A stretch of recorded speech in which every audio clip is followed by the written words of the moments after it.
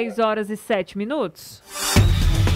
Agora, a favor ou contra? Ou não é bem assim? Jornal Jangadeiro. Debate. É clássico. Sempre em ano de eleição, o debate acerca do fim da reeleição volta à cena. Este ano a reeleição completa 25 anos. Desde que foi promulgada em 1997, foi criada a época para beneficiar Fernando Henrique Cardoso, que no ano seguinte conseguiu se reeleger. Os defensores, eles acreditam que apenas 4 anos de mandato podem não ser suficientes para que o governante possa implementar as suas ideias, os seus projetos. Por outro lado, quem é contrário, diz que a reeleição abre espaço para o uso da máquina pública e desvia o interesse do gestor que passa a pensar só na sua próxima eleição e já fica fazendo palanque o tempo todo ao invés de ir trabalhar. Sérgio Moro, do Podemos, Ciro Gomes, do PDT, João Dória, PSDB, por exemplo, são os pré-candidatos que já se mostraram favoráveis ao fim da reeleição. Mas a gente lembra que em 2018, então o candidato Bolsonaro também era contrário à reeleição. Aí mudou no meio do caminho, mudou o discurso. Bastou ser reeleito, ou eleito no caso, para iniciar, mesmo que informalmente, a sua campanha para a reeleição. O fim da reeleição deixaria os candidatos mais empenhados em trabalhar para o povo. Trabalhar seria uma necessidade que não precisava nem se reeleger. A reeleição se mostra como um vício do poder. Há uma declaração feita na Folha de São Paulo do próprio Fernando Henrique Cardoso, que foi o erro dele, porque foi preciso comprar votos dos deputados para que a ideia viesse realmente a dar resultado. O país também teria mecanismo de fiscalização para o uso da máquina pública. Esse é o debate. E a gente convidou 2 Heitores. Heitor Ferrer, deputado estadual pelo Solidariedade. Bom dia, doutor Heitor. Bom dia, Donato Albuquerque. Que prazer e alegria, viu, estar com você. E esse debate feito com o Heitor Freire, eu tento debater com ele todo dia para o povo saber que tem o Freire e tem o Ferrer. Porque aí dois se confundem, né? Aliás, no pleito passado, o senhor chegou, inclusive, a colocar um aviso que Heitor Ferrer e tinha o Heitor Freire. Deixa eu conversar aqui, dê um bom dia aqui ao deputado federal pelo PSL, Heitor Freire. Bom dia, muito obrigado pela participação.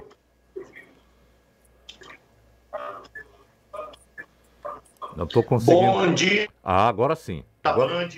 Bom dia ao amigo Ferrer.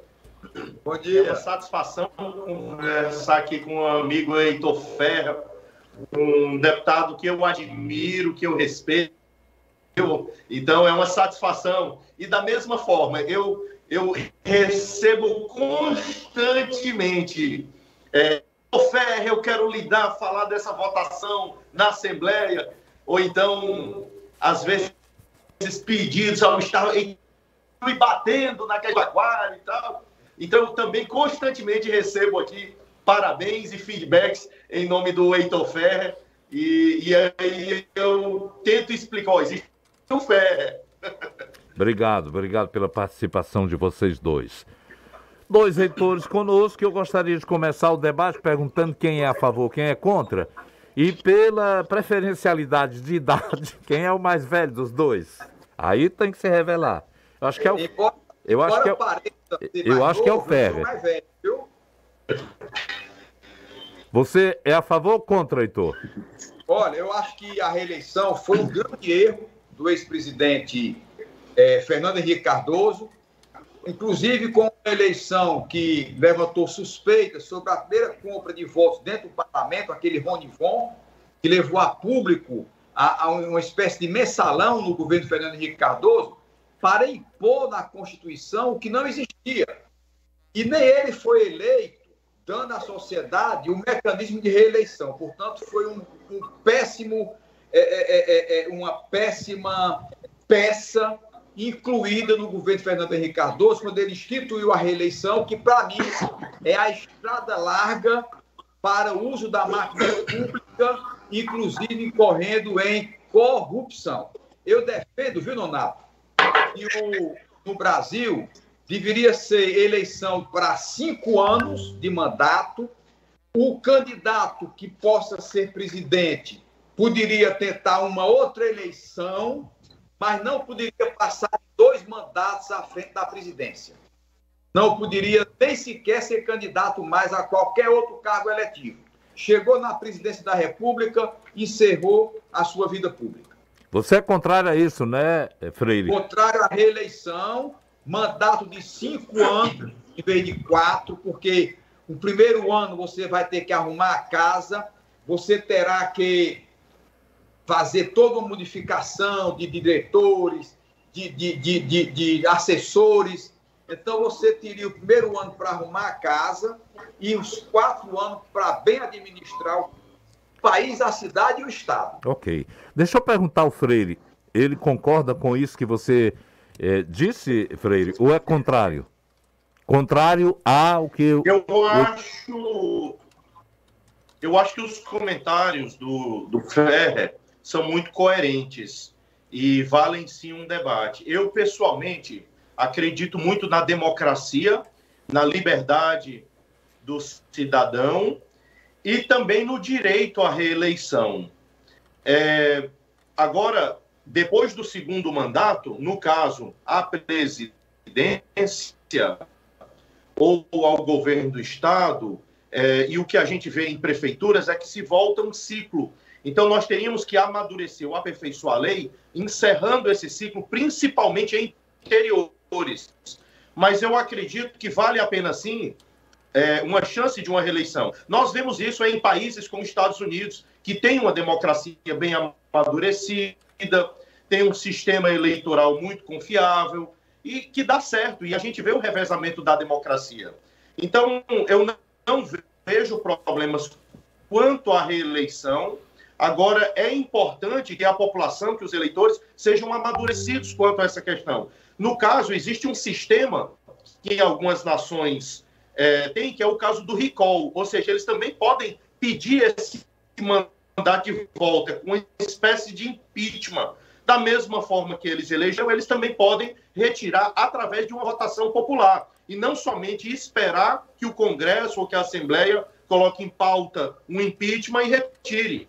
Mas o cidadão, da mesma forma que tem o poder de colocar alguém no mandato, também deveria ter o poder de retirar essa pessoa. Eu fui eleito com quase 100 mil votos. Portanto, se esses meus quase 100 mil eleitores não estão satisfeitos, eles podem fazer baixo-assinado, podem fazer algum sistema aperfeiçoado para retirar o político do mandato também. Eu não vejo problemas quanto à reeleição, porém, nós temos que aperfeiçoar o nosso sistema com um recall. A gente sabe que presidente, governadores, prefeitos, de modo geral, governam pensando em se reeleger. Assim, os seus atos e ações miram os próprios problemas e a criação de condições para permanência no poder. A agenda nacional mal e mal ocupa o primeiro ano e meio de mandato, porque no segundo ano o presidente se preocupa com os pleitos municipais, que servem de ensaio para a disputa presidencial. Isso não torna um pouco o exercício do poder mais difícil para a execução de projetos e não apenas a questão do tempo de 4 anos? Pergunto para os dois.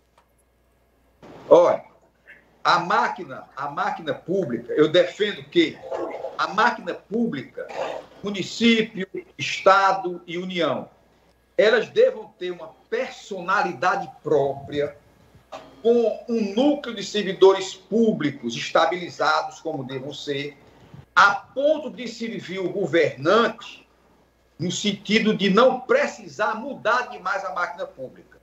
No Brasil, nós temos 23 mil cargos comissionados que o presidente da República troca ao iniciar o seu mandato. Veja bem, não dá. Você mexer numa máquina pública Em 23 mil pessoas, você desmonta a máquina. No estado do Ceará, você tem 7 mil cargos públicos que o novo gestante mexe para dar feição ao seu mandato. Na prefeitura, são 4 mil cargos. Eu imagino, Nonato, se a cada 4 anos, a televisão Jangadeiro, o jornal O Povo, o jornal Diário do Nordeste, o grupo M. Dias Branco, se a cada 4 anos, J. Macedo, Serrolim, Beto Studat, se a cada 4 anos esses grandes empreendedores, esses grandes grupos, tivessem que mudar esse número percentual na sua estrutura para iniciar uma administração de 4 anos e mudar novamente por 4 anos. Ou seja, o grande problema que eu vejo da máquina pública brasileira para um gestor em 4 anos fazer alguma coisa, por isso que eu defendo 5 anos sem reeleição, é que essa máquina ela tem que ter uma estrutura estável, uma personalidade própria para que o gestor pouco mude durante a sua gestão. Claro que tem que ter seu ministério, seu secretariado, que aí sim dá a fisionomia dele, mas os servidores públicos devam ser o da máquina pública de maneira estável para ele administrar.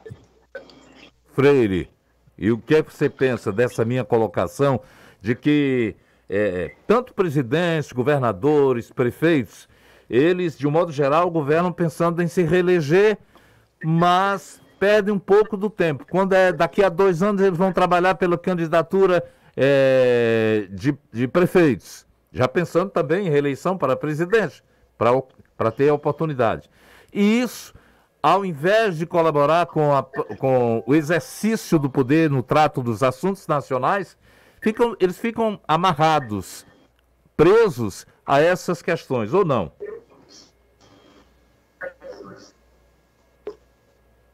Nonato, eu acho que as suas colocações estão corretas.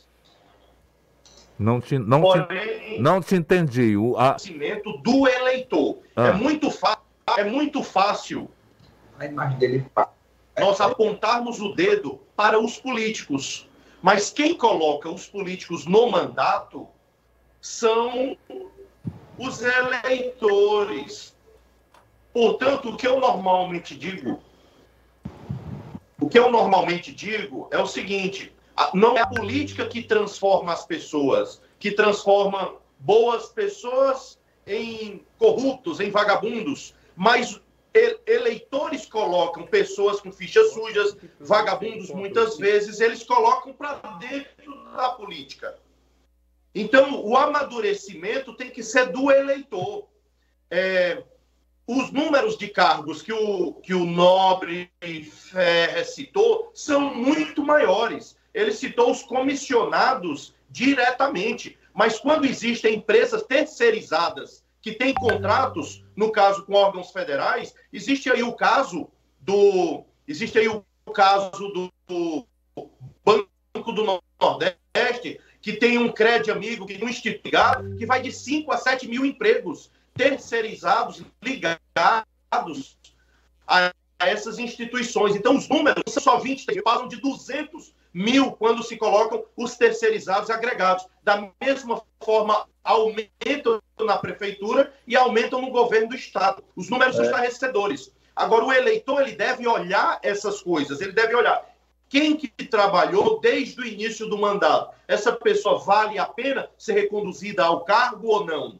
E não somente jogar a conta nos políticos, porque nós temos aí, infelizmente, colegas, no meu caso, no Congresso Nacional, que foram envolvidos em quase todos os escândalos que o Brasil já escutou, desde mensalinho, mensalão, sanguessuga, anões, lava-jato, mas continuam sendo reeleitos todos os anos e continuam reelegendo parentes e agregados às prefeituras. Então, o eleitor ele tem que analisar com muita cautela quem ele está colocando e não somente apontar os dedos. Eu acho que o problema aí não está na máquina, porque a máquina ela é monitorada pelo Ministério Público, existe existem órgãos que podem ver esse abuso do poder econômico, abuso do poder político, abuso do poder religioso. Eles podem ver esses abusos para combater. Então, a questão está no eleitor amadurecer em quem que eles estão colocando no mandato ou não.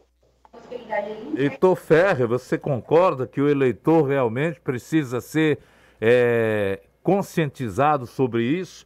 Ou os políticos precisam também ter uma evidência da responsabilidade de que as eleições para cargos do Executivo a cada 2 anos, você falou em 5, ingessa o debate. Agora, eu pergunto, nesses 5 anos, estaria cargos de Executivo, prefeitos, deputados, presidentes? Existe uma polêmica com relação, Nonato, a eleições gerais, né? O Brasil poderia fazer eleições gerais, em vez de a cada 2 anos ter eleição para o governo e presidência da República, para o governo estadual, senadores, e a cada 2 anos para prefeituras, né, e vereadores. Eu acho que deveríamos ter eleições gerais, onde o eleitor escolheria a cada 5 anos os seus representantes. Diminuiria os recursos financeiros para custear as eleições, que quem custeia hoje é o poder público, né? Mas tem aquela tese também que diz que democracia precisa ter eleição permanentemente, a cada 2 anos, né? Os países por aí adotam esse sistema. Mas veja bem,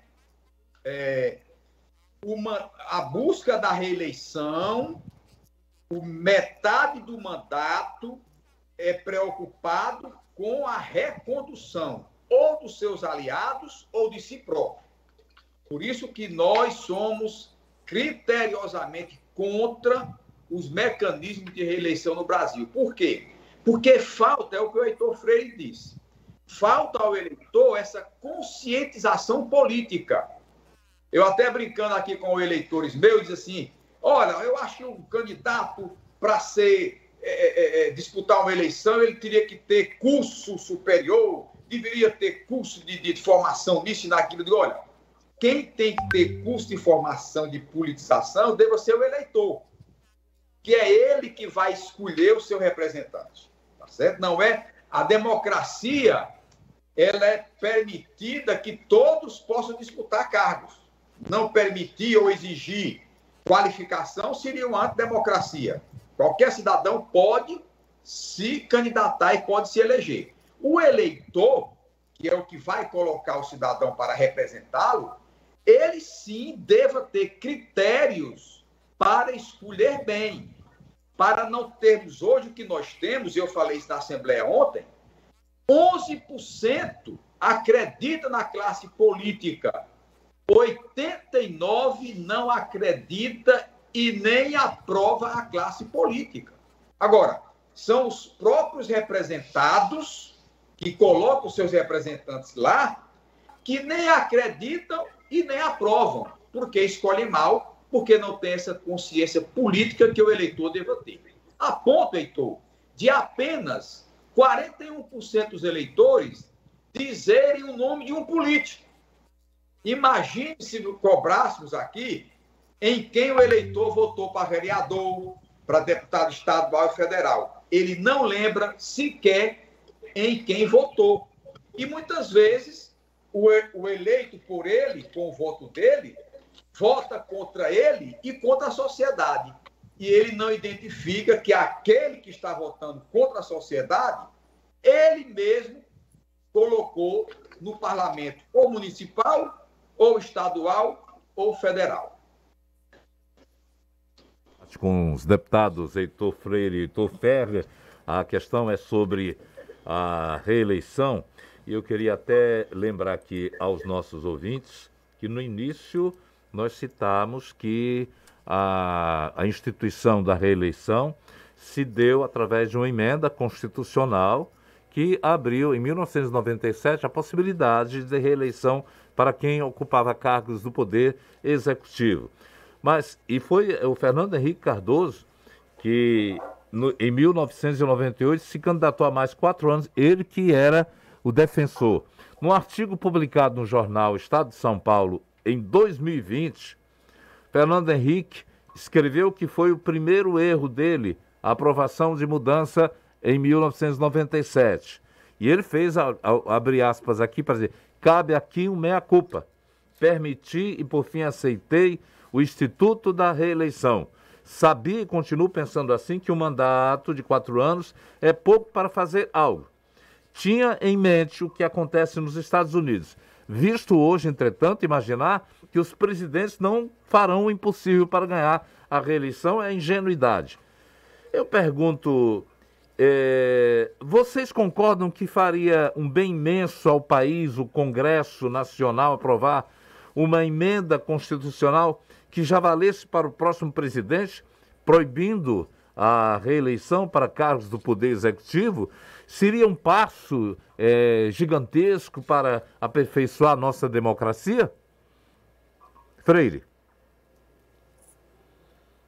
Primeiramente, eu sou contra, porque você não pode mudar as regras do jogo em pleno jogo em curso. Então, nós estamos beirando as eleições algumas vezes e a gente mudar as regras do jogo em pleno jogo, isso não está certo, seria injusto. Então, qualquer emenda constitucional ou mudança no sistema eleitoral, ele não deve ser para esse pleito, porque é injusto. Nós estamos já em pleno jogo, ou seja, seria para o próximo, tudo bem. O meu posicionamento seria contrário, porque eu morei nos Estados Unidos, eu vi democracias maduras, sistemas eleitorais e políticos maduros, que vê naturalmente um revezamento. Olhem os Estados Unidos, que lá você vê os democratas, depois vê os republicanos. Quando os democratas fazem um bom trabalho, são reeleitos. Quando os republicanos fazem um bom trabalho, são reeleitos também. Nós vimos o caso do Trump, que ficou apenas um mandato. Quando você olha o Bush, filho, ficou 2 mandatos. Veio o Barack Obama com 2 mandatos. Veio o Trump, não foi automaticamente 2 mandatos.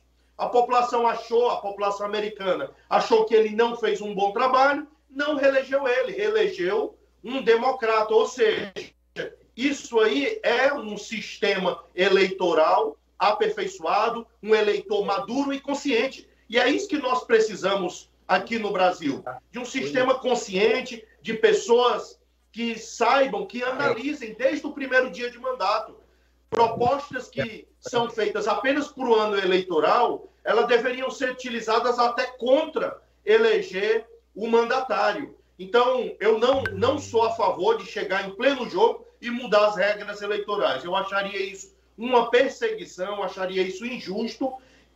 Qualquer emenda constitucional tem que ser amplamente debatida, porque a nossa Constituição vira uma rede de pescador, cheio de remendos, mudança o tempo todo, vira uma Constituição muito frágil. E a Constituição, ela deve ser algo muito forte, muito respeitado, e as mudanças em raras ocasiões. Então, eu seria contra, Nonato, nesse momento, mudar as regras do jogo no atual momento. É compreensível o seu posicionamento. Agora eu pergunto, a reeleição acabou favorecendo o personalismo na política e limitando a renovação dos quadros partidários também. Sem renovação, lideranças buscam outras legendas, ou pior dos mundos, criam novas agremiações, que é comum neste país, de repente se criar agremiação à torta e à direita, quando é em ano eleitoral. Você concorda, Heitor Ferrer?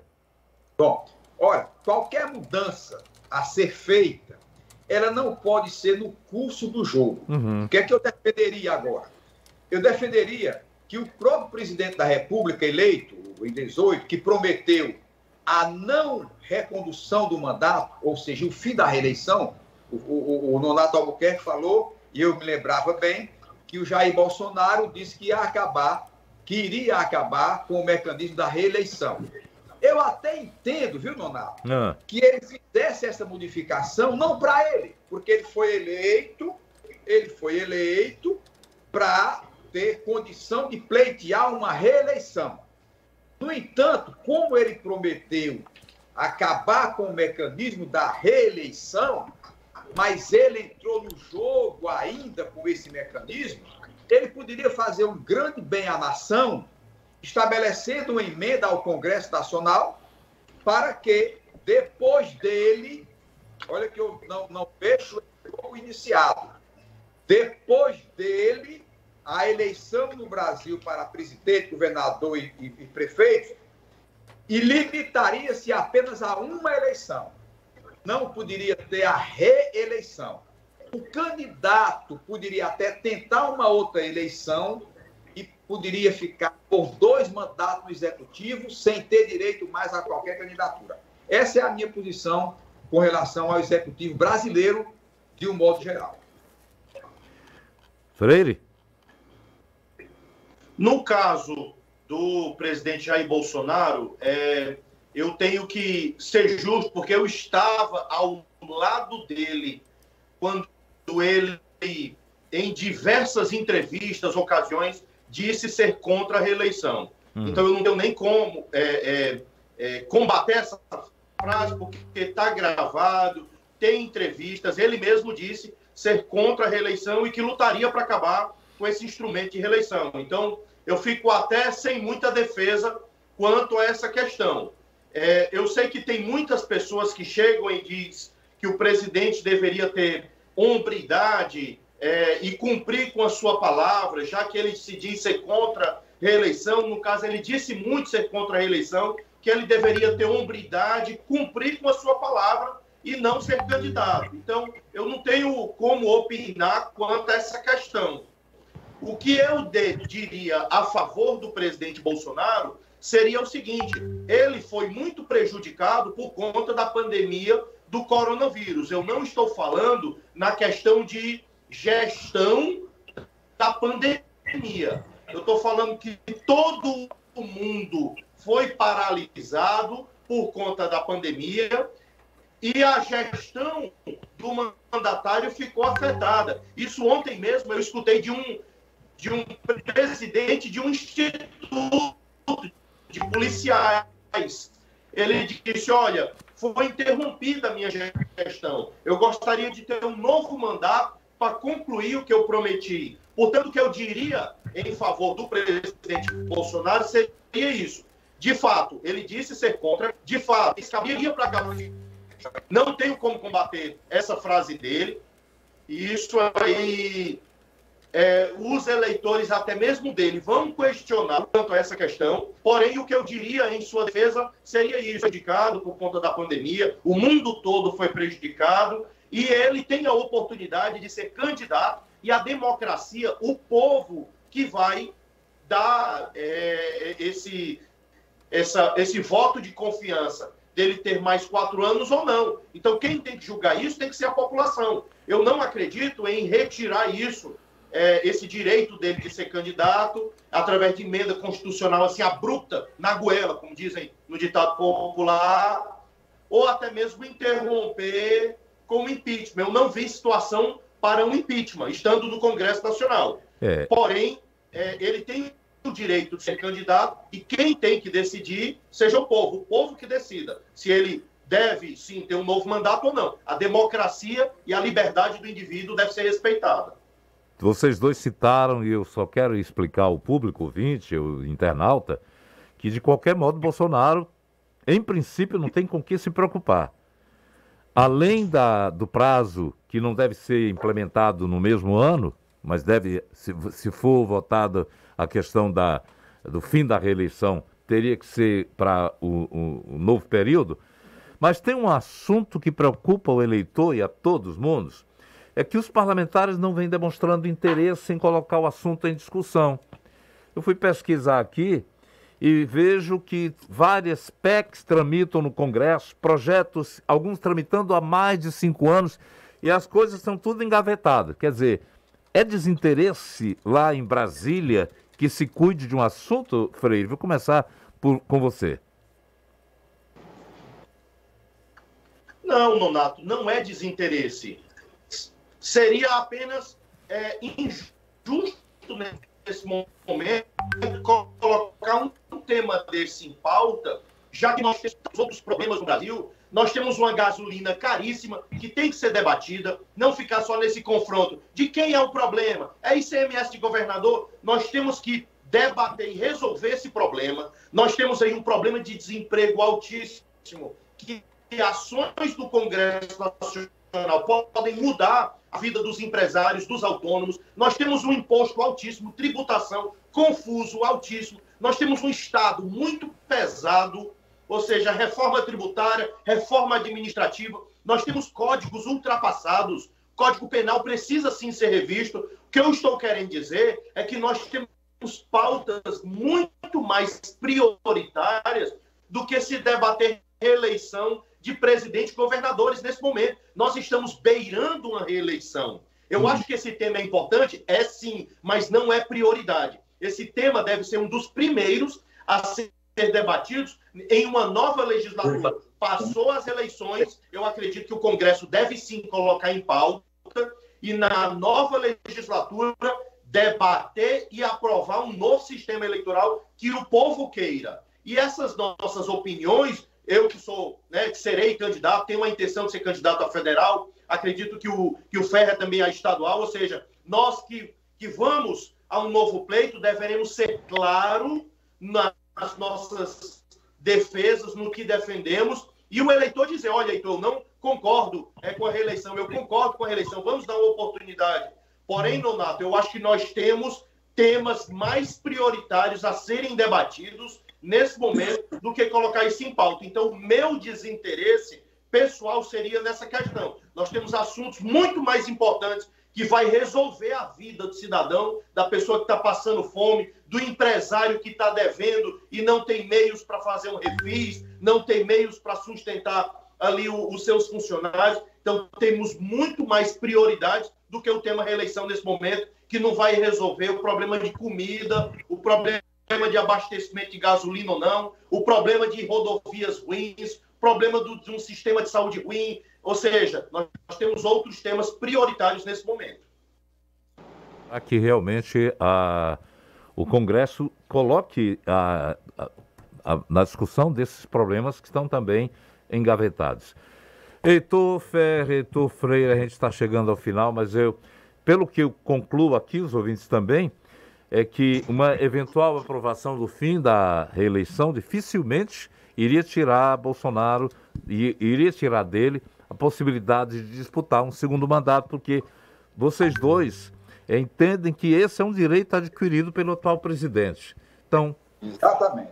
A nossa intenção em colocar em debate esse tema é porque muitas vezes não se discute isso, não é para que seja logo aplicado este ano, não, mas que seja discutido e que se retire da gaveta para saber a opinião de deputados, de senadores, em relação a um tema que vem somente em época da campanha eleitoral, como se visse como interesse muito politiqueiro. Obrigado pelos dois. Grande abraço. Obrigado, Nonato. Grande abraço. Muito obrigado, Nonato. Muito obrigado ao amigo Heitor Ferrer. Um abraço, Um grande abraço a todos que nos escutaram. Um abração. Este foi um debate que realmente trouxe dois Heitores pela primeira vez aqui na nossa, no Jornal Jangadeiro, no JJ Debate, que tem trabalhos técnicos do Carlos Manuel, a mediação minha, a produção de Yuri Costa, coordenação da Jangadeiro Band News é de Dina Sampaio, a direção de jornalismo é de Isabela Martã.